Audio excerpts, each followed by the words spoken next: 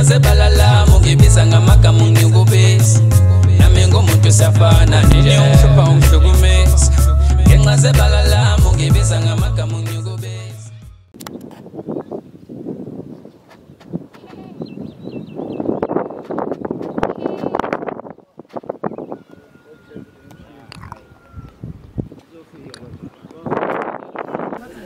Asikubingelele sikwamukele mbukeli weSiyaviva TV1 kanti ke lokubingelelayo usipho waphoseka bathi ibhidliza imizi amanye amadoda amaqede kuvuko wakhe sibe ngentombo bafazana babe ngenkomo bethi bese ngabedla amasi yena egolile encela impahla uyazi ke masibukhoma kuSiyaviva TV1 kusho ukuthi sisuke sikuvezela umelaphi wendabuko sisendaweni yase Pietermaritzburg endaweni yase Taylors kwaQanda sisemzini wakwaNdlovu la khona udokotela uNjongo ezobeka khona ithwasa lakhe njengamanje la khona udokotela uNjongo esezolethula ithwasa lakhe kubantu basekhaya kanjalo nomphakathi okulendawo siyakubonga kakhulu ukuthi wena uyasibheka uyaseseka kuSiyaviva TV1 enza ke isiqiniseko sokuthi uyasubscribe uyalike uyashare ukuze ukwazi ukuthi ngaso sonke isikhathi uma ngabe sihamba nodokotela besintu ukwazi ukubona siyabonga sikubingelele mbukeli weSiyaviva TV1 njengoba kwazi ukuthi ke uma ngabe sibukhoma sisuke sikusondezela kumelaphi wendabuko namhlanje nginomakhosi esokhulumisana naye ovela lapha esigodlweni sika Dr. Njongo njengethwasa kodwa namhlanje usesesigodlweni sakhe makhosi ngicela sibingelele iningizimu Afrika sitshela abantu ukuthi umakhosi ubani futhi ke uzinze kuphi nendawo ngiyabingelela umzansi wonke ugogo lona ugogo Ndlovu lo okhulumayo usendaweni yakwaQanda indawo le ebizwa ngokuthi ngaphansi kweTaylors okusho ukuthi ke abanolwazi abanye bazi ukuthi indawo yaseSkobo yonke le umafunze kodwa mina ke ngikwaQanda la ngikhona abadinga usizo ke phakathi kwaleli khaya ukuthi beze la kagogo Ndlovu bangakhona ukuza abanye bayazi ukuthi kunesikole la isikole sakwaQanda iPrimary abanye bangabona ngasi isikole leso ukwenzela nje ukuthi benze kube lula kubona mhlambe umuntu athi mayisese ngapha mhlambe ngasesikoleni kwaQanda iPrimary abe mhlambe seyafona bese ngiyamyalela ukuthi uzohamba kanjani ngoba isikole isona esiseduzana yebo inombolo ke ngitholakala kuyo ngitholakala ku 071 139 7200 071 139 7200 enye inombolo makwenzeka kungukuthi leyo ayingeni kukhona eka 060 950 4594 060 950 4594 enye futhi inombolo engitholakala kuyo leyo siyabonga yebo siyabonga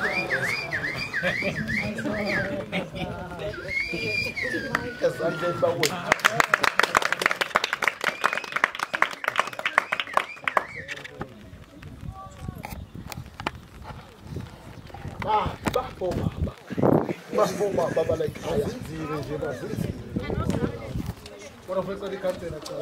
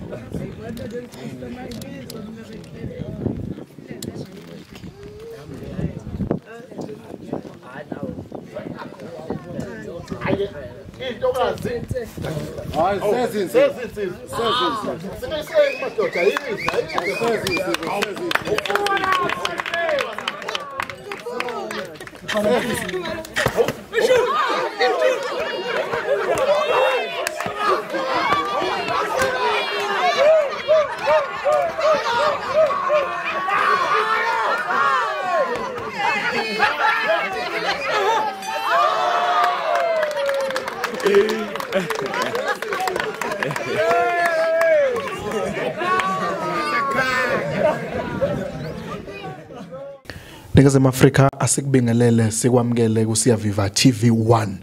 Uyazi ukuthi uma ngabe sibukhoma sisukeke ngempela sikusondezela umelaphi wendabuko. Obingelelayo bathi uSipho wakwaphoseka bidliza imizi amanye amadoda amaqedeke kuvuko wakhe. Namhlanje sihamba udokotela uNjongo, udokotela esimazi kakhulu ngokuthi wenza umsebenzi wokulapha ngesinto. Namhlanje ke sihambile sisendaweni yase Taylors esigodini sakwaqanda ila esikhona. Ngiyafisa ke dokotela ukukunikeza ithuba sibingelele kwiningizimu Afrika kafushane sibakhumbuze nje abantu ukuthi mangabe sikhuluma ngodokotela uNjongo sikhuluma ngobani. Ngibingelele mfuka amaphoseka lo okhulumayo udokotela uNjongo. Ngiyababingelela bonke abantu kanye nje nababukeli abangibukela bukhoma. Cha namhlanje impela ngila impela ePietermaritzburg impela la impela bathu balikuka bani mama Kwaqanda lapha impela kwaqanda la engibuyisa khona impela ingane yami yedlozi. Abantu abaningi ke bakade bafika lapha bezolashwa noma bezofuna usizo. Cha baye bambona lo mntwana impela ebasebenza up and down bayamaza abantu abaningi. Namuhla ke bese kufike isikhathi sokuthi cha ngoba senguqedile umsebenzi wakhe akahambe awulaphela abantu ekhaya kubo amaphoseka. Dokotela siyakubona ukuthi ngempela awukho esigodlweni sakho futhi sibona nangendlela ovathe ngayo ikhombisa ngokusobala ukuthi kukhona ukuphila ozokutshala la ekhaya. Mhlawumbe dokotela uma ungasithatha nje usibeke ekuthenini umntwana mefika isimo wayekusona nesimo akusona njengamanje ukhona yini umehluko ngoba waziwe kakhulu njengodokotela olapha ezinye inyanga kuthiwa ekuphikayo lokho seyalapheka. Dokotela maphoseka umehluko mkhulu kakhulu engenile lapha ekhaya maphoseka ngoba ufike impela okunye bese ke wahamba kwabanye odokotela kodwa kwacaca ukuthi ayikhona engathi bayahluleka mfuka amaphoseka wase ungena lapha ngaphansi kwesandla sami ngase ngiyampheka ngiyamphendula kwasha isikhathi la esengimbone khona ukuthi cha ukuphuma sokulungele ukuphuma kodwa mina angizukufakaza kakhulu. Umuntu ozofakaza kakhulu umbukeli lo ongibukela lapha bukhoma kanye nomlaleli lo ongibukela lapha okuzoba uyena ozofakaza ukuthi cha ngiphuma impela lapha eMaritzburg usizo ngilutholile yini noma cha. Dokotela siyakubona uwakhipha njalo amathwasa akho. Ngicabanga ukuthi nabantu abasibhekile njengamanje kuSiyaviva TV1 bayakwazi ukuthi umelaphi ohlale ngaso sonke isikhathi evela kubona ukukhombisa ukuthi umsebenzi wakho ngempela uyakwazi ukuthi umele. Kodwa ke dokotela ngalesi sikhathi ngiyafisa simsondeze noma simnikeze ithuba naye umakhosi omkhiphayo namhlanje just ukuthi asitshele ukuthi yena njengamanje ngokwasentasweni usebizwa ngobani.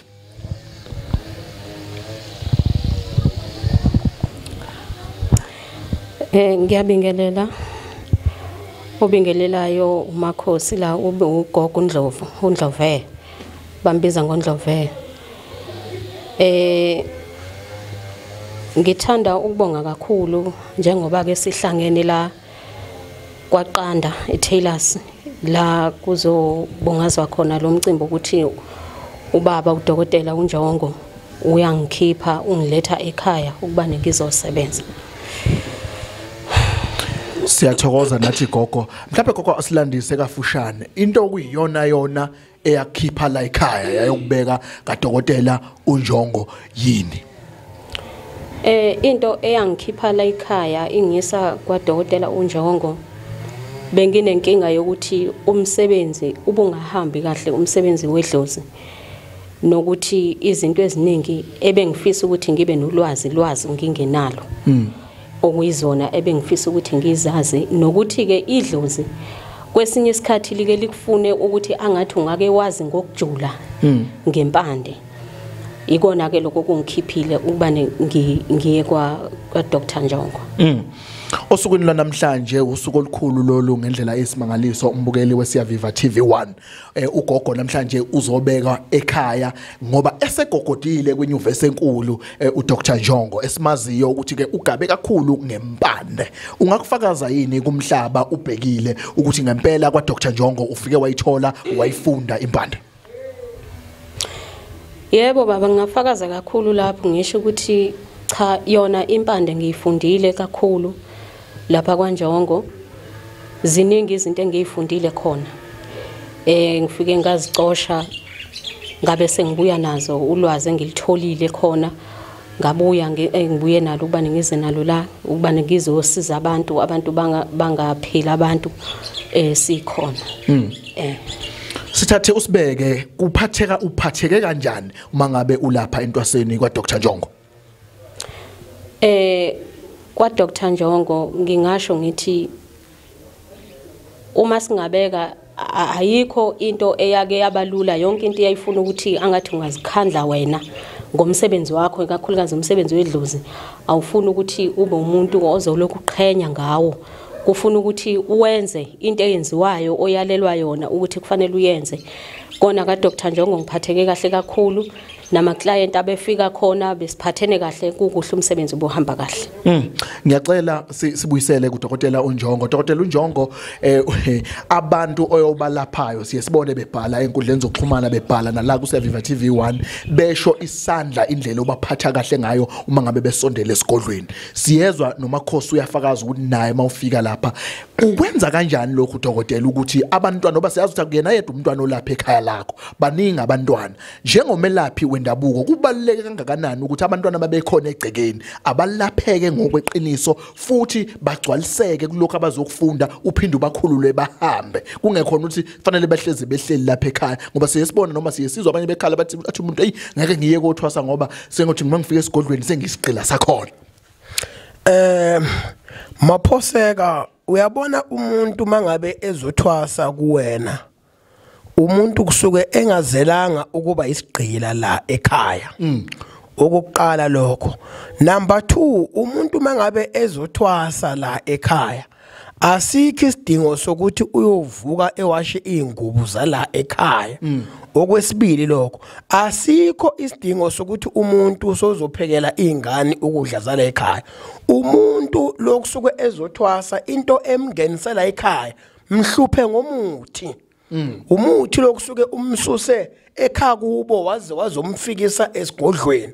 Mhluphe ngawe uma kuya ukuthi nixabanisa ngokuthi cha umsebenzi womuthi noma umsebenzi wedlozi lo omsuse ekhaya kubo akasawenze kahle, kodwa hayi ukuthi ukusuka kwakhe sozobe sigqila ke lapha, sozoba up and down, awashele omamezala, apheke ke manje aphekele izingane, uwashele izingane ezesikoleni. Lokho kurong lokho. Umuntu mangabe ezothwasa enyangeni uzobhekana nomuthi, uzobhekana nempande. Izona impande lezokumele abe phansi phezulu nazo impande ngoba yiyo lento emsuse lapha ekhaya kubo laphana. Ngiye ngibuke laphana koza kwethu nakubanye abafuthi abangemuva, umuntu mangabe ethwasa kube sengathi manje lo muntu lona engathi uphuma esidulini. Kumele manje bamsebenzise over, bagcine bamenzisa izinto mothi uyabheka ezingasawuthinti umuthi. Lokho kurong lokho. Umuntu mangabe ezothwasa uze ngomuthi la ekhaya, mfundise umuthi, mkhombise umuthi okungenani mhlukumeze ngawo umuthi lo, kodwa awuzelela ekhaya. Kuyezwakala Dokotela, ubatshazwa kakhulu emhlabeni wonke. Mhlawumbe khona uqalayo kusibheka namhlanje Dokotela, ngiyafisa simkhumbuze ukuthi isigodlo sakho sizinze kuphi, kanjalo nezinombolo zakho ukwenzela ukuthi mangabe naye efuna ukuphakamiselwa umsebenzi asondele ayophakamiselwa okanye asondele alungiswe ngendlela efanele. Uyabona mfoka Maphoseka, ngizotshela izwe lonke, ngitshele umhlaba wonke jikelele. Njengoba ngila impela eMaritzburg noma nje le ndawo iphinde ngidide kancane la makhosi mntanami, bathi kukabani la kwaQanda ngiyafuna umhlaba wonke jikelele noma iSouth Africa yonke njengoba ngisondeze nangu makhosi nangu udokotela la ngakubo mina mokusuke ngihambe ngitshala imbewu ngitshela ukuthi mile endaweni kodwa yangakuba abantu bonke abantu abafuna udokotela uNjongo noma abala eMaritzburg esigodini okuthiwa kukaQanda abeze into ebekade bayithola lapha esigodlweni kwaNjongo nala ekhaya bazokwazi ukuthi bayithole into ezobasusa bayise le eThekwini nala engikhona khona bayokwazi ukuthi bayithole njengoba ngibasondezela abelaphi bendabuka abaphuma ngaphansi kwesandla sami ungabe usabheka ukuthi hayi cha mina ngifuna uNjongo straight uma uze la enganeni ephuma kimi into ozoyithola lapha esigodlweni nala ekhaya uzoyithola engulindele kumbukeli laphana impela emakhaya engulindele kumbukeli ngilindele mina i-comment eqhamuka ethi cha ngiphuma khona laphana kwingane yakho laphana kodwa engathi angibonanga kahle noma angisizakalanga noma ngisizakalile yila engizobe sengiqala mina sengingenelela khona la engikhona khona kuseMaritzburg endaweni okuthiwa kukaQanda khona lonke impela ilocal nabantu basemazweni angaphandle abafuna nangu udokotela ophekwe yimina sebabonile kabantu mina sengibaphekela abantu izwe lonke umhlaba wonke ngiyabahambisa nje abantu ukuthi ayikhona abasondele duze nabo bayokwazi ukuthi bancedakale njengoba bancedakala lapha kwaNjongo into engimfundise yona kwaNjongo nala ekhaya uyokwazi ukufike ephilise ngaye abantu ephathe kahle ama client engulindele kubabukeli nakubalaleli ngilindele ama comment nokuncoma kunjalo ke mbukeli weSiyaviva TV1 makungenzeka nje subscriber ukwazi ukuthi ke ushareleke nabanye abangakaze ke babe ingxenye yaleli khaya kuSiyaviva TV1 kanti ke nodokotela futhi uyayeke abebukhoma naye ke njalo la kuSiyaviva TV1 kanjalo ke nase page la kodwa la sikhona ngicela udokotela sibuyele kumakhosi ngiyafisa ukuthi nawe uyikhulumele nomhlaba njengamanje utshele isiqiniseko sokuthi usungasondela yini la ekhaya uthole ukwelashwa yikuphi la uthi wena umhlaba noma angathi ukuthi kuba angithi yiziphi izinto noma ibapha abantu obalindele ukuthi bavele la esigodlweni sakho engingakusho nje la ngingasho ngithi abantu bangasondela la esigodlweni sami la ngikhona kwaQanda endaweni yaseTaylors impande ngiyifundile kakhulu ngiyayazi udokotela ungifundisile yona njenganokuthi abantu bakhona abantu abahluphekile uthola ukuthi abantu bayasebenza kodwa impumelelo bangayiboni abanye imali bayayithola imali kodwa bese seyiyaphela ngendlela engabonakali nabo bangasondela beze la ekhaya ngokunjalo futhi nabantu abanezinkinga nabantu babo abantu abafisa ukukhuphula izinto zaba amabhizinisi abo imithi yenhlanhla kanjalo izinto ezikanjalo abantu befuna ukuyigeza amagazi abo bathole nezingcabo lezo zinto ezikanjalo ukuthi into zabo zikhanye bavumelekile ukuthi basondele siyathokoza gogo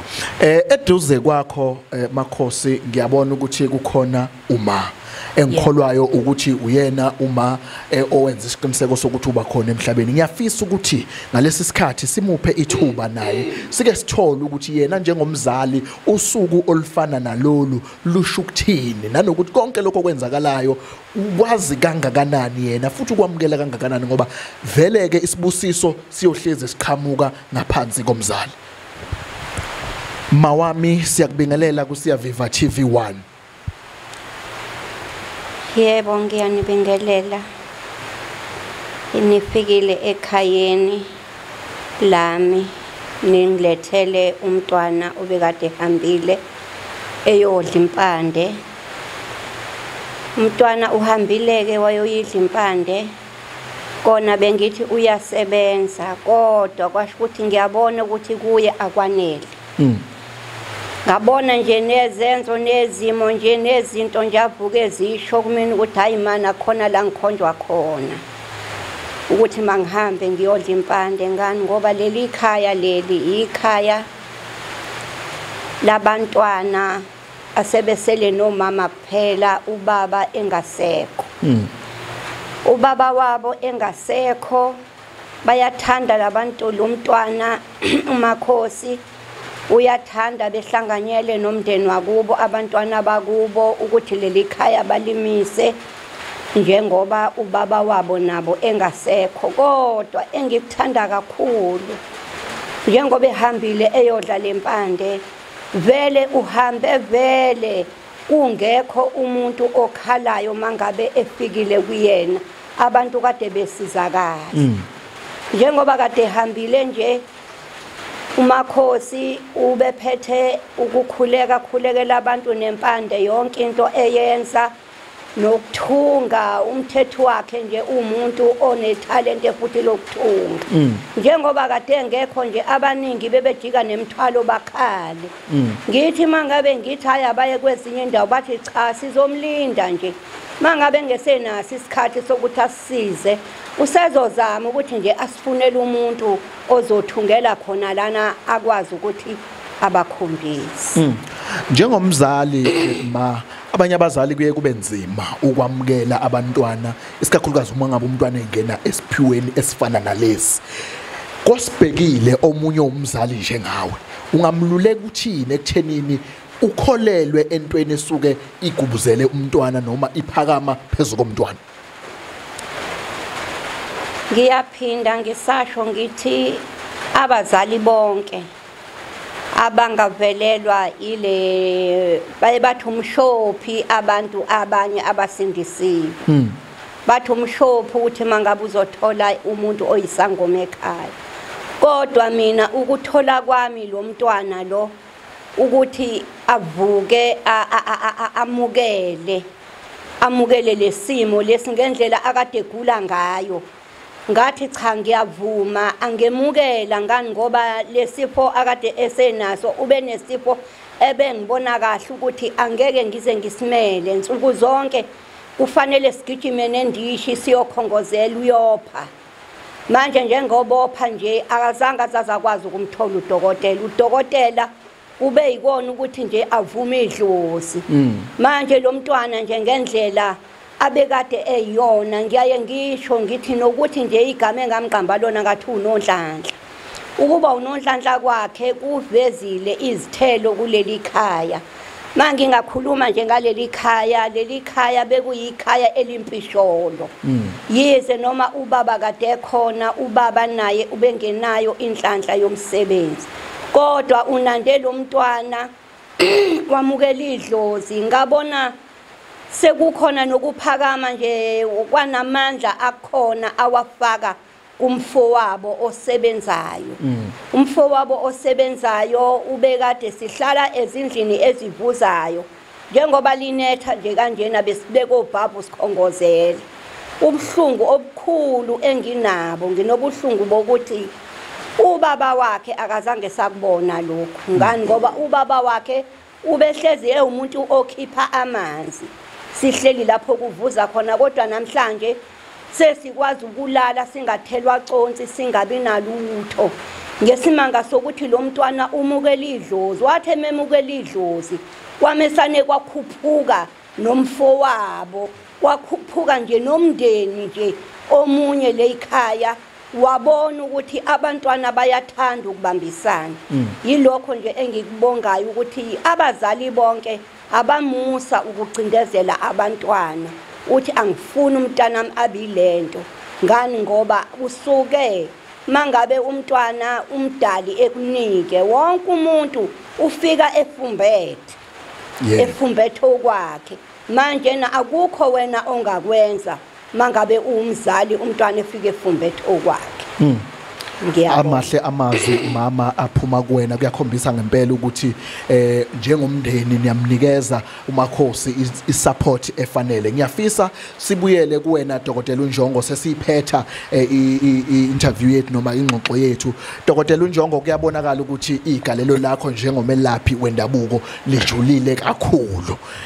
Futhi uyakhombisa ukuthi windoda ekholelwayo ekuthenini uma ngabe wena uphakama nomunye umuntu akaphakame. Ukuthi umelaphi ongenawo umona umelaphi nayo into ethi konke akuze kimi. Mhlawumbe kwakho dokotela usuphetha ungamshiya namapha amazwi umntwana esizombeka la ekhaya njengoba usubona umsebenzi omkhulu kangaka owenzeka namhlanje.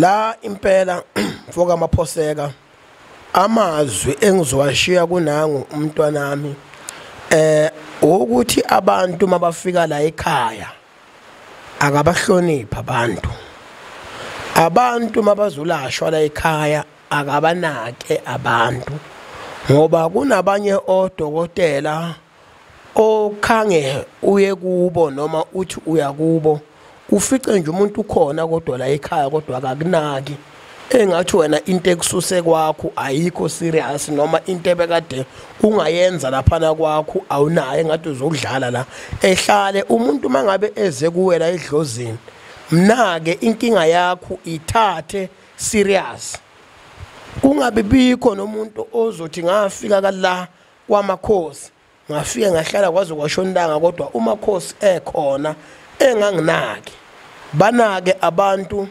abantu beyusizo uwe uze ube umuntu uba umuntu ngabantu emhlabeni ngeke ukwazi ukuphila wena wedwa la emhlabeni umuntu mengabe uza kuwe omncane omdala ophakathi nendawo mina ke lapha isikole engisifaka lapha esigodlweni sami makhosi akusiba bonke abantu abayohlezi befika nemali ephelele akusiba bonke futhi abantu la ekhaya abayohlezi befika nemali kunomuntu ozofika ehlole ukugula kodwa imali engenayo lokho akusho ukuthi kufanele ke ungamsizi msize ngoba ukugula kukwehlela unemali ukugula kukwehlela ungenamali abantu banake zinake inkinga zabantu ababhekane nazo umakhosi njengoba ngimshiya la ekhaya ukuhlola uyakwazi umakhosi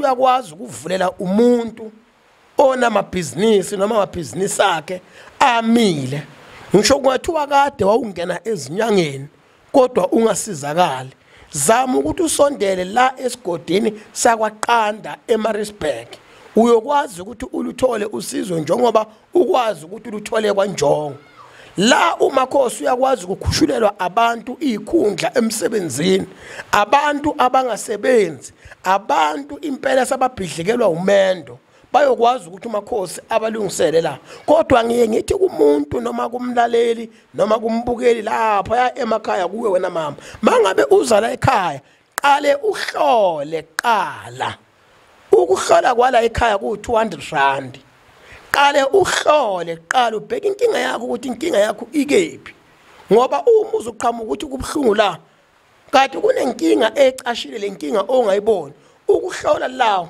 kwamakhosi ikhona uzokwenza ukuthi kucace into zakho ikhona uzokwenza ukuthi kutshengise ukuthi into zakho zibambekephi noma zimekephi. Sibonga kakhulu umbukelo ukuthi uthathele lithuba ubheke sihleli nodokotela uNjongo udokotela olaphayo ngokwesintu namhlanje ke besisendaweni yakwaqanda ePietermaritzburg ila esikhona udokotela ubezokhipha ithwasa lakhe. Siyabonga kakhulu qhubeka nokuseseka ubukele kuSiyaviva TV1. Shi inombolo yakho. All right, yes, inombolo makhosi. Inombolo engitholakala kuyo u071 139 7200 071 139 7200.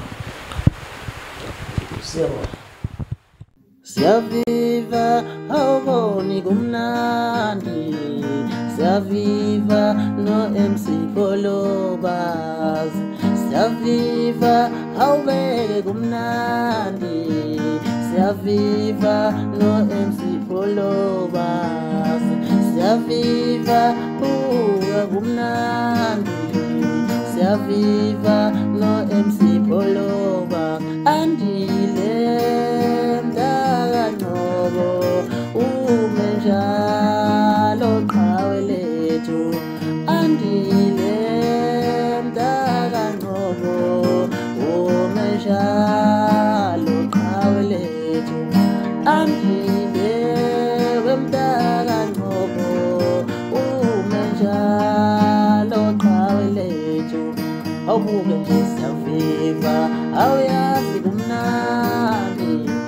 siyaviva